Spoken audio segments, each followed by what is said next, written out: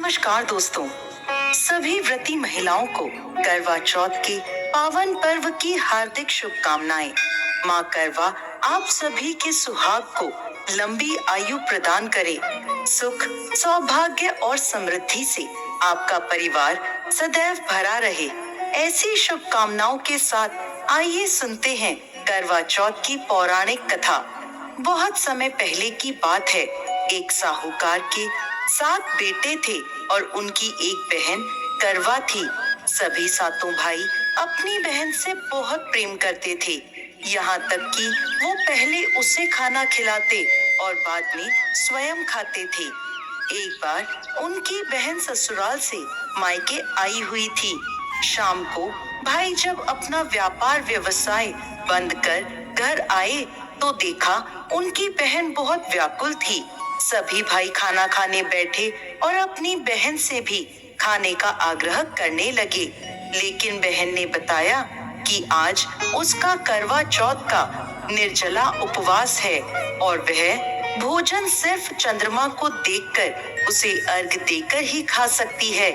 क्योंकि चंद्रमा अभी तक नहीं निकला, इसलिए वो भूख प्यास से व्याकुल हो उठी है। सबसे छोटे भाई से अपनी बहन की ऐसी हालत देखी नहीं जाती और वह दूर पीपल के पेड़ पर एक दीपक जलाकर चलने की ओट में रख देता है। दूर से देखने पर ऐसा प्रतीत होता है कि जैसे चतुर्थी का चंद्रमा उदित हो रहा हो। इसके बाद भाई अपनी बहन को बताता है कि चंद्रमा उदय हो गया है, तुम उसे अर्घ देने के बाद भोजन कर सकती हो। बहन खुशी के मारे भाभीियों के पास भागी भागी गई और कहने लगी, भाभी भाभी चलो, चंद्रमा उदय हो गया, अर्घ देकर व्रत खोलते हैं। सभी भाभियां बोली, नहीं नहीं बहन, ये तो तुम्हारा चंद्रमा निकला है, तुम इसे अर्घ दे दो, हमारा चांद तो बाद में निकलेगा। बहन की कुछ समझ नहीं आया, परंतु भाइयों के कहने पर वो सीढ़ियां चढ़ चंद्रमा को देखती है, उसे अर्घ देकर खाना खाने बैठ जाती है। पहला निवाला मुंह में रखती है तो उसे छींक आ जाती है। दूसरा निवाला मुंह में रखते ही उसमें बाल निकल आता है और जैसे ही तीसरा निवाला मुंह में रखती है कि उसके ससुराल से उसका बुलावा आ जाता है कि जल्द से जल्द वो अपने घर पहुंचे। माँ बेटी को विदा करने के लिए बक्सा खोलती है तो उसमें काले और सफेद कपड़े निकलने लगते हैं। यह देखकर वो घबरा जाती है और बेटी से कहती है कि बेटा, रास्ते में जो भी बड़ा, बूढ़ा या छोटा बच्चा मिले सबके पैर छूती जाना। जैसे ही कोई पूर्ण आशीर्वाद देकर बूढ़ सुहागन होने का कहे तो अपने पल्ले पर गांठ बांध लेना। वो अपनी माँ के कहे अनुसार करती है, परंतु कोई उसे सदा सुखी रहो तो कोई सदा सौभाग्यवती रहो तो कोई पुत्रवती हो ऐसा आशीर्वाद देता है। कोई भी उसे पूर्ण आशीर्वाद नहीं देता। जैसे ही वो अपने ससुराल पहुंचती है तो घर के आंगन में छोटी ननद मिलती है। वो छोटी ननद के पैर छूती है तो छोटी ननद उसे आशीर्वाद देती है, सदा सौभाग्यवती रहो, सदा सुखी रहो, दूधो नाव पूतो फलो, बूढ़ सुहागन हो। ये आशीर्वाद सुनते ही वो अपने पल्ले पर गांठ बांध देती है और अंदर जाती है। जैसे ही अंदर जाती है तो अपने पति का मृत शरीर देखती है। उसे देखते ही वो जोर जोर से रोने लगती है। अब जैसे ही उसके पति को अंतिम संस्कार के लिए ले जाने लगते हैं तो वो जिद कर उनके साथ जाने को कहती है। सभी उसे अपने साथ ले जाते हैं। चिता को अंतिम अग्नि देने का समय होता है तो वह अपने पति को जलाने नहीं देती। परेशान होकर सभी लोग उसे शमशान में एक झोपड़ी डलवा देते हैं। वो अपने पति के शव को लेकर वहां बैठ जाती है और उसकी देखभाल करती रहती है। उसकी छोटी ननद रोज उसके पास आया करती और उसे खाना दे जाया करती थी और वह सुबह शाम अपने पति की साफ सफाई करती और उसके पास बैठी रहती। अब वो हर महीने की चौथ का व्रत करने लगी। व्रत करती, चंद्रमा को अर्घ देती और जब जोत करने बैठती तो चौथ माता प्रकट होकर कहती, करवा ले, घनी बुखारी करवा ले, भाइयों की प्यारी करवा ले। तो वह उनसे अपने पति की आयु मांगती, तो हर महीने की चौथ माता उसे ये कहकर वापस चली जाती कि तेरा सुहाग हमने नहीं, सबसे बड़ी चौथ माता ने लिया है, तो उन्हीं से अपना सुहाग वापस मांगना।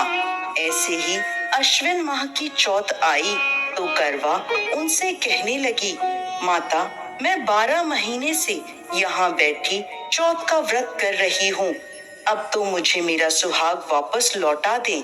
अश्विन की चौथ माता बोली, तेरा सुहाग मैंने नहीं लिया, मुझसे बड़ी कार्तिक की चौथ माता तुझसे नाराज है। यदि तू अपने पति के प्राण वापस चाहती है तो उनके पैर पकड़ लेना और छोड़ना मत। 16 श्रृंगार का सारा सामान तैयार रखना। ऐसा कहकर अश्विन की चौथ माता अंतर ध्यान हो गई। अब जब कार्तिक की बड़ी चौथ माता आई तो करवा ने अपनी छोटी ननद से 16 श्रृंगार का सुहाग का सारा सामान मंगवाया। जब ननद ने जाकर माँ को यह बात बताई तो सास बोली, लगता है पागल हो गई है, जो मांगती है दे आ। छोटी ननद सुहाग का सारा सामान लेकर करवा को दे आती है। अब वह करवा चौथ का व्रत रखती है, चंद्रमा को अर्घ देती है और जैसे ही जोत करती है तो कार्तिक की बड़ी चौथ माता प्रकट होती हैं और कहने लगती हैं, करवा ले, घड़ी बुखारी करवा ले, 7 भाइयों की प्यारी करवा ले, दिन में चांद उगाने वाली करवा ले। उसने चौथ माता के पैर पकड़ लिए और बोली, माँ मेरा सुहाग मुझे वापस लौटाओ। ये सुन चौथ माता बोली, अरे तुझे सुहाग से क्या काम, तू तो बहुत भूखी है, 7 भाइयों की प्यारी बहन है। इस बात पर करवा कहने लगी, नहीं माता, मुझसे बहुत बड़ा पाप हो गया, मेरे सुहाग को मुझे लौटा दो। मैं आपके पैर तब तक नहीं छोड़ूंगी जब तक आप मेरा सुहाग मुझे वापस नहीं लौटाती। यह सुनकर चौथ माता ने करवा से एक एक कर सुहाग का सारा सामान मांगा और करवा उन्हें सारा सुहाग का सामान देती गई। तब चौथ माता उससे कहने लगी, तुझे जरूर व्रत करने की सारी विधि कोई समझा कर गया है। तो करवा कहने लगी, माता मुझे तो हालात ने सब कुछ समझा दिया, आप बस मेरा सुहाग मुझे वापस लौटा दे। तब चौथ माता ने अपनी आंखों से काजल निकाला, उंगलियों से मेहंदी, मांग से सिंदूर और इन सब को करवे में घोल दिया और उस जल से उसके पति को छींटा लगाया। छींटा लगाते ही उसका पति जीवित हो गया। जाते जाते चौथ माता उसकी झोपड़ी पर लात मार गई, जिससे उसकी झोपड़ी महल में बदल गई। करवा के सब सुख आनंद हो गया।